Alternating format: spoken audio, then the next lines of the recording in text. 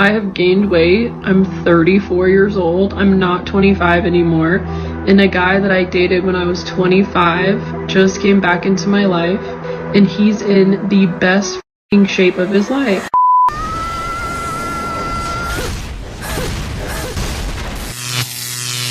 I would give anything to have someone at home to love me and support me. I've been the working parent, I've been the part-time working parent, I've been the stay-at-home mom and wife, and now I'm the single mom working 2 jobs. And I miss my kids, but I have to pay my bills.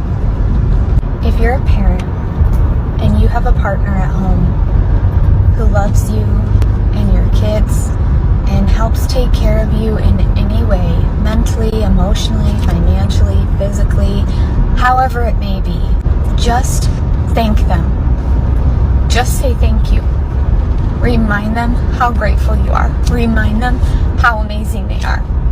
Because I would give anything to have someone at home to love me and support me. I divorced my husband because I thought I didn't need him anymore. I divorced my husband because I had this senior position at work and thought I held the same position at home.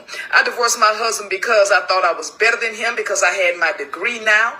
I divorced my husband because I thought a successful marriage meant I was here and he was down here. That is not success. That's sickness. I found myself divorced and out there looking for love in all the wrong places.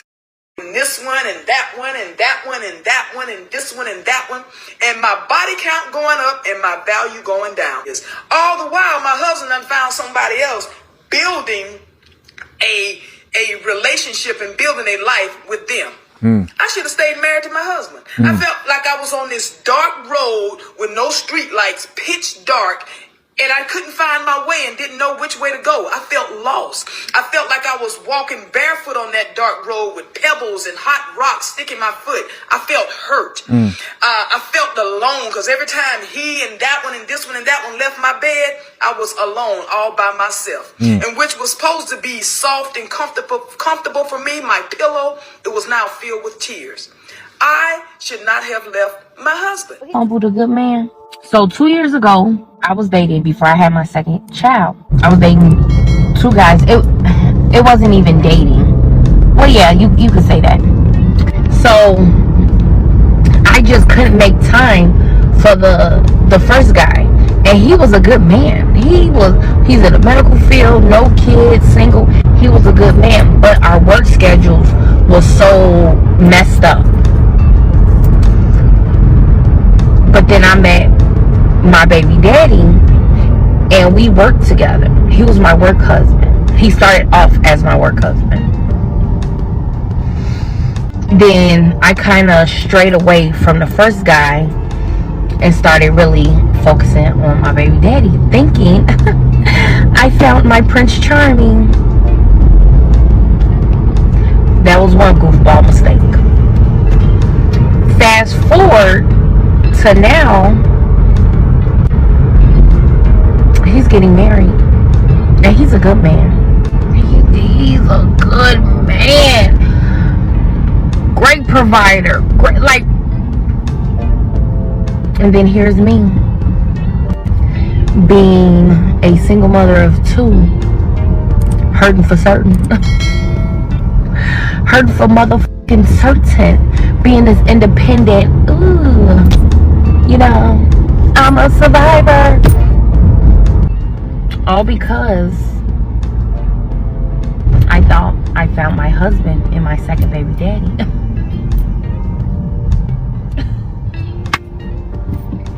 Goof motherfucking E. Goofball. Who's a goofy? You was a goofy. I unfriended him. When I saw that whole big proposal, I unfriended him and took him off my page. Cause who's a mad bitch?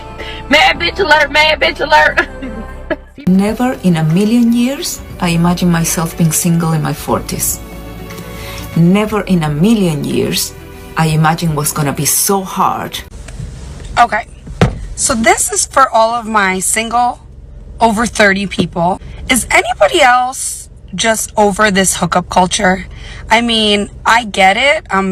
I'm online, I'm trying all these things. What happened to, you know, a little bit of chivalry? Whatever happened to all of the nice things that men used to do instead of everyone asking us, what are you doing? Can I come through? I'm sitting here with just this horrible realization.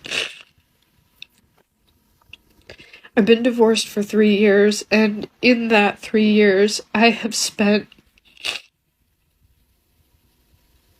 most of my days figuring out how I can become physically, mentally, financially, spiritually healthy enough to be able to afford and take care of a child.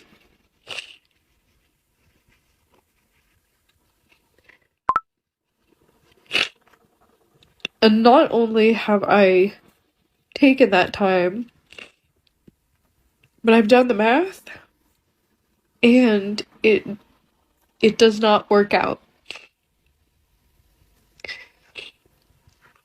I am not young enough, or fertile enough, or financially stable enough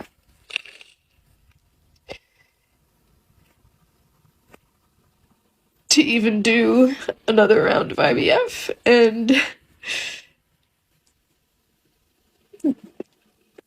at 36, like, I'm sorry, like, you're gonna say, like, you have time, like, I don't. Because I can't spend another minute of my life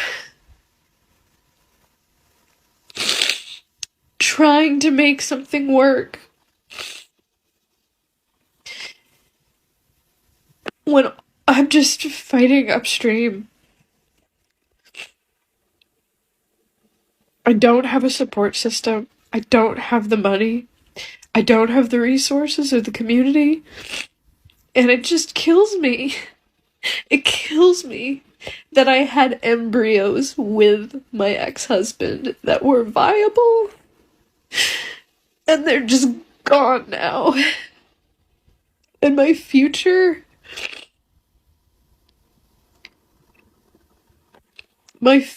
with those children and my life as a mother is just, it's gone. And it's not just that it's gone, it's the fact that it was decided for me by so many other people and factors. And that's what kills me, because it was not my choice. And I'm angry. And I'm heartbroken.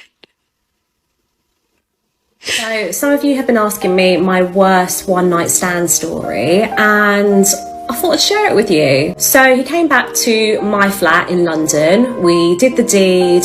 The dick game was strong, you know, I was really happy. And then in the morning, this is where things got weird. This is where I personally felt violated. So he decided to get up, open my fridge, which is already violation number 1. Like, I would never open someone's fridge, especially of someone who I'm having a one night stand with. Like, you know, it's not my stuff.